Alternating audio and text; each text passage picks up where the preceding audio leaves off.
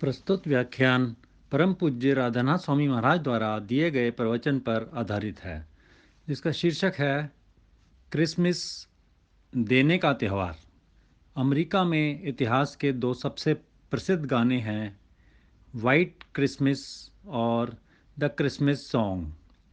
ये दोनों गाने संगीत उद्योग के इतिहास में सबसे अधिक बिकने वाले गाने हैं तथा संगीत की किसी भी दुकान पर, मॉल्स में तथा सभी जगह आप इन्हें हमेशा सुन सकते हैं।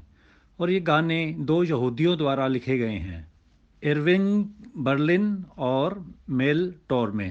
इनमें से एक यहूदी न्यूयॉर्क से था और दूसरा शिकागो से।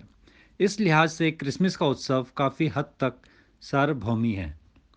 हम इसे क्रिसमस फीवर भी कह सकते हैं और इसका व्यापारिकता और पूंजीवाद के चलते काफ़ी शोषण भी किया गया है और इसके वास्तविक भाव, अच्छाई और देने की भावना का तिरस्कार किया गया है।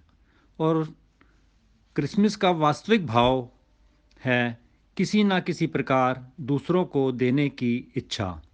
जैसा कि हम पाश्चात्य देशों में देखते हैं कि लोग दान पुण्य का भाव रखते हैं। क्रिसमस के समय में अधिक दुकानों में अधिकतर दुकानों में साल भर का 50% व्यापार क्रिसमस के समय होता है और यहाँ तक कि कई दुकानों की तो साल की 80% बिक्री क्रिसमस के समय होती है और बाकी पूरे वर्ष उन्हें इसलिए खुला रहना पड़ता है ताकि लोगों को पता चले कि वहाँ कोई दुकान है जो क्रिसमस के समय खुली होगी। परंतु ऐसा क्यों है? क्यों लोग क्रिसमस के समय अधिक दान पुण्य की प्रवृत्ति रखते हैं?